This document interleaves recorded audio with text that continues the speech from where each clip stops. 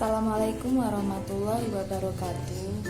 Hai teman-teman, perkenalkan, nama saya Ella Indana Zulfa, NIM H02219007, asal prodi Matematika UINSA.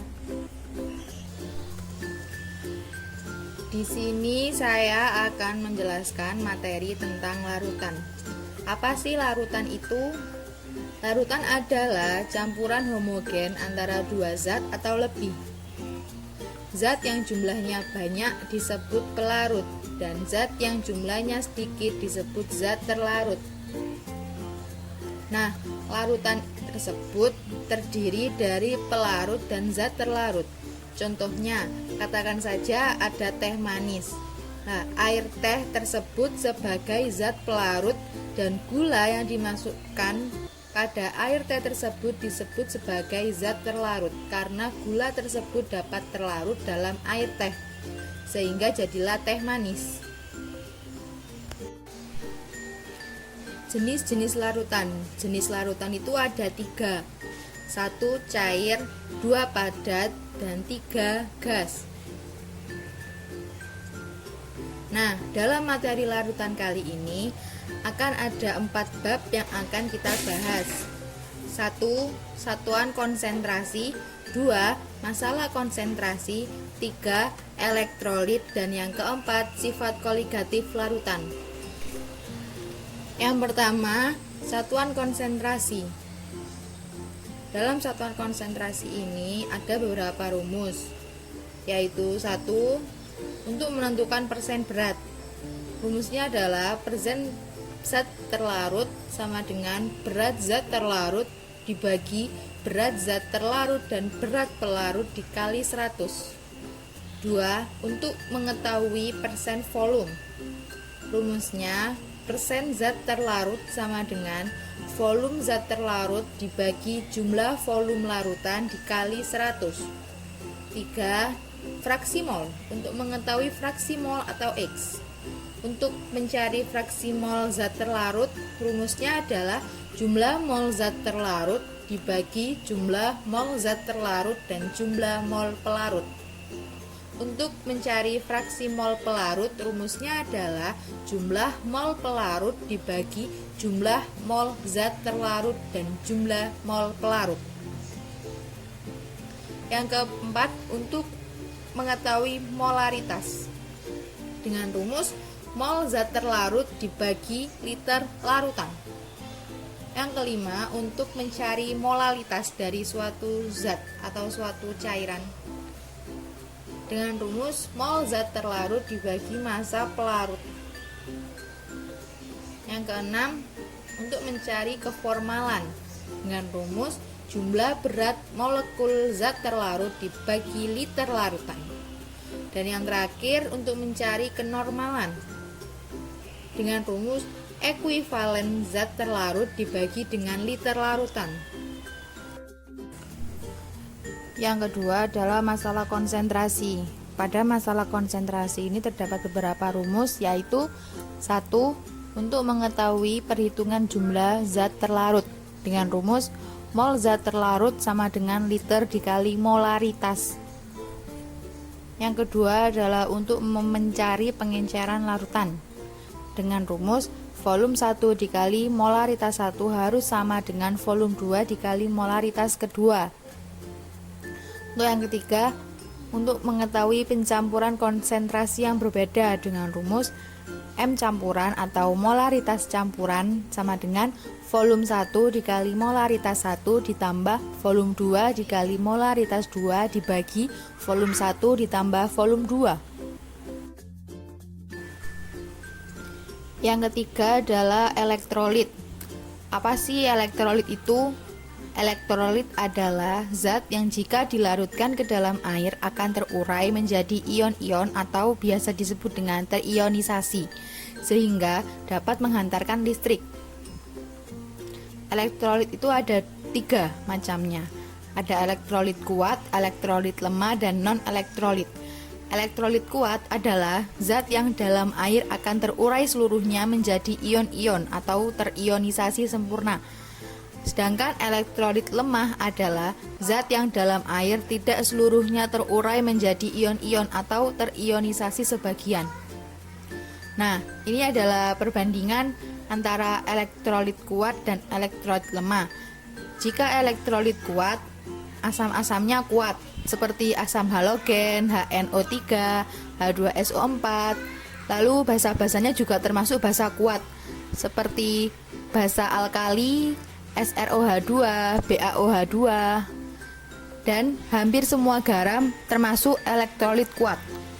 Sedangkan untuk elektrolit lemah, asam-asam lainnya adalah asam-asam lemah. Asam-asam lainnya tersebut adalah asam-asam selain dari asam-asam kuat.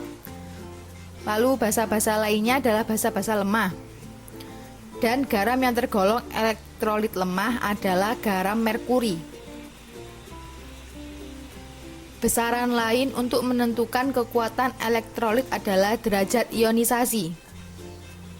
Derajat ionisasi itu sendiri adalah mol zat yang terionisasi dibagi mol zat yang dilarutkan. Elektrolit kuat derajat ionisasinya sama dengan 1.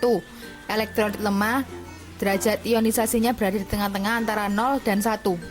Dan non-elektrolit derajat ionisasinya sama dengan 0. Dan yang keempat atau yang terakhir adalah sifat koligatif larutan. Sifat koligatif larutan ini ada 4. Yang pertama, penurunan tekanan uap atau delta P. Tekanan uap larutan selalu lebih kecil daripada pelarut murninya. Rumusnya P0 min P dibagi P0 sama dengan N1 per N1 plus N2 sama dengan X1, dengan keterangan delta P sama dengan P0 min P. P0 adalah tekanan uap pelarut, P adalah tekanan uap yang turun, N1 adalah mol zat terlarut, N2 adalah mol zat pelarut, X1 sama dengan fraksi mol zat terlarut. Yang kedua adalah kenaikan titik didih atau delta TB. Titik didih larutan adalah suhu pada saat tekanan uap larutan sama dengan tekanan atmosfer luar. Rumusnya ada 3. A.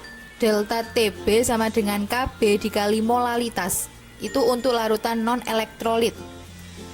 B. Delta TB sama dengan KB dikali molalitas dikali I atau faktor Van Hoff. Itu untuk larutan elektrolit. C. Delta TB sama dengan TB dikurangi TB0.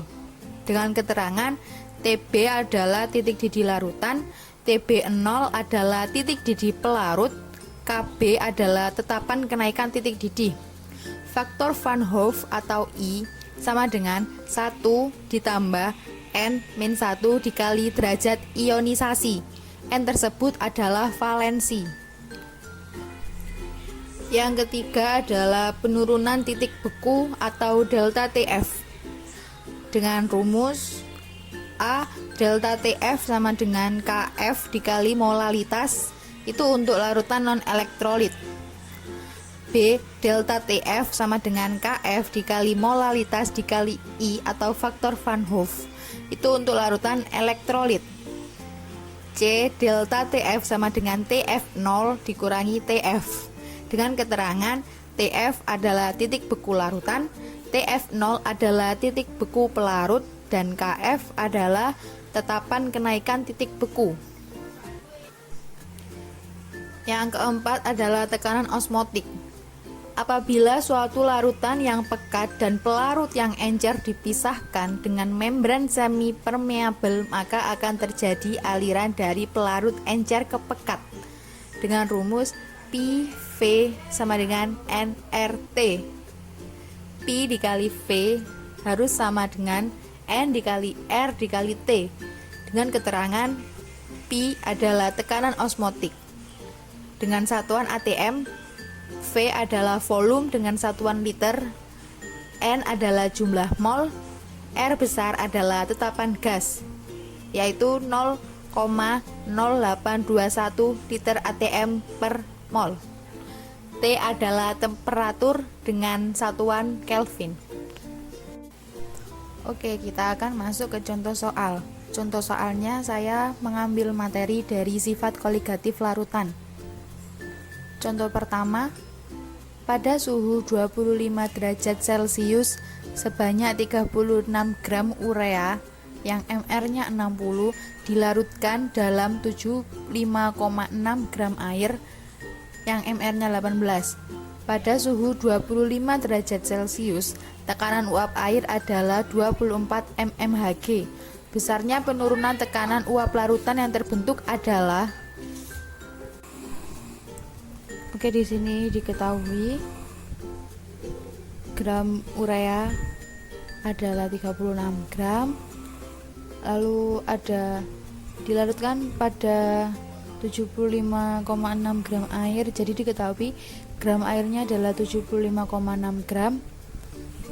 Lalu pada suhu 25 derajat Celcius tekanan uap air adalah di sini tekanan uap air. Jadi P0 sama dengan 24 mmHg. Ya, di sini yang ditanya adalah delta P. Kita mencari delta P-nya. Nah, delta P itu sendiri mempunyai rumus yaitu fraksi mol terlarut dikali P0. Lalu kita mencari mana yang termasuk pelarut dan mana yang termasuk terlarut terlebih dahulu. Di sini yang termasuk pelarut adalah air, karena air adalah pelarut universal, sedangkan urea menjadi yang terlarut. Lalu kita mencari mol ureanya terlebih dahulu. Mol urea itu gram per mr. Gramnya tadi ureanya 36 gram, berarti 36 per mr nya urea 60 sama dengan 0,6 mol. Lalu mencari molnya air.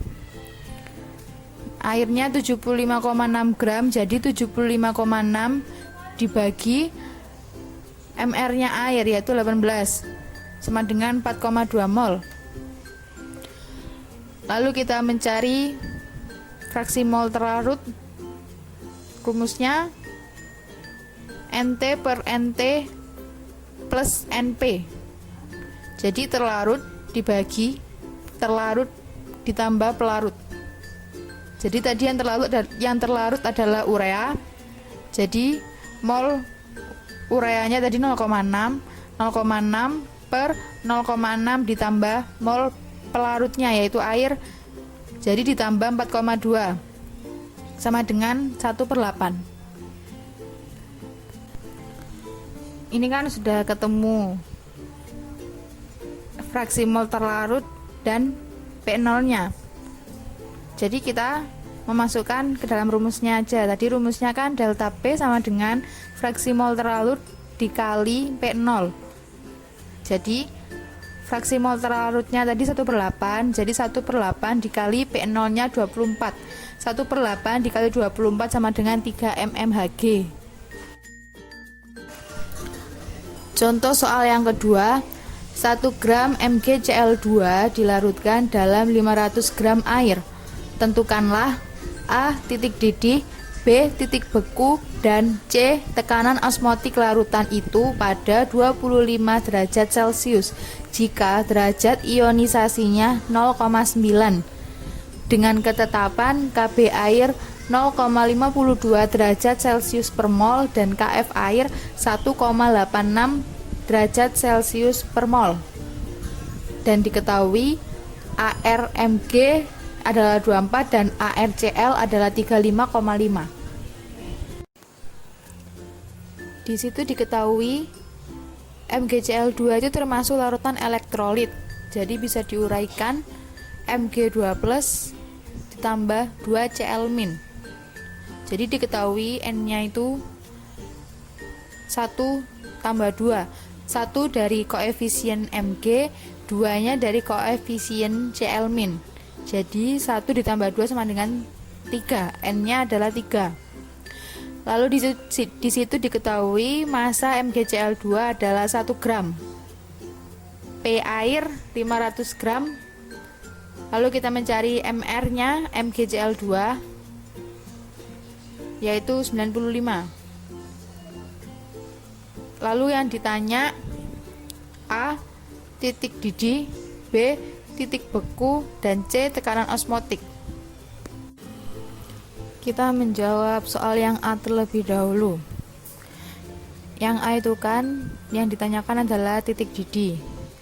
Untuk mencari titik didih kita menggunakan rumus yang delta TB dikali KB dikali M dikali I.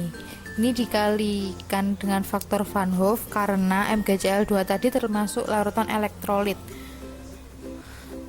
Molalnya, untuk mencari mol kita cari dulu dengan rumus gram per ml dikali 1000 per P. Lalu faktor Van Hoff-nya juga belum diketahui, maka kita cari dengan rumus 1 plus N-1 dikali derajat ionisasi. Didapatkan KB-nya 0,52. Lalu gram per mr, gramnya tadi 1 gram urea, mr dari urea atau MgCl2 tadi adalah 95 dikali 1000 per P, pelarutnya 500 gram, dikali 1 plus 3-1, N nya tadi 3, jadi 3-1 dikali derajat ionisasinya 9, didapatkan 0,029 derajat Celcius. Setelah itu kita mencari titik didihnya. Titik didih air yaitu 100 derajat Celcius. Jadi 100 derajat Celcius ditambah 0,029 derajat Celcius sama dengan 100,029 derajat Celcius. Lalu kita menjawab soal yang B. Yang B itu kan yang dicari adalah titik beku atau TF. Kita menggunakan rumus yang seperti tadi, yaitu delta TF sama dengan KF dikali mol dikali faktor Van Hoff. Didapatkan KF-nya 1,86 dikali molalnya tadi atau molnya tadi kan 0,02. Terus dikali faktor Van Hoff-nya 2,8 sama dengan 0,104 derajat Celcius. Lalu untuk mencari titik bekunya dengan rumus ini. Titik beku air tadi kan 0 derajat Celcius.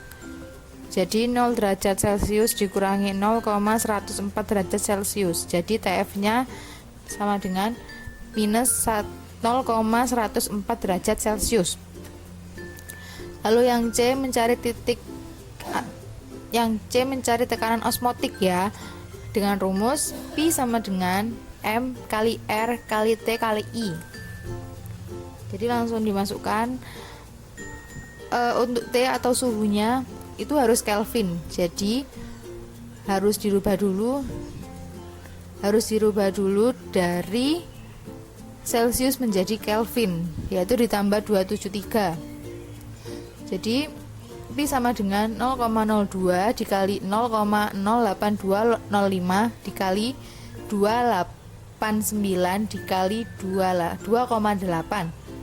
Jadi nilai tekanan osmotiknya 1,3278972.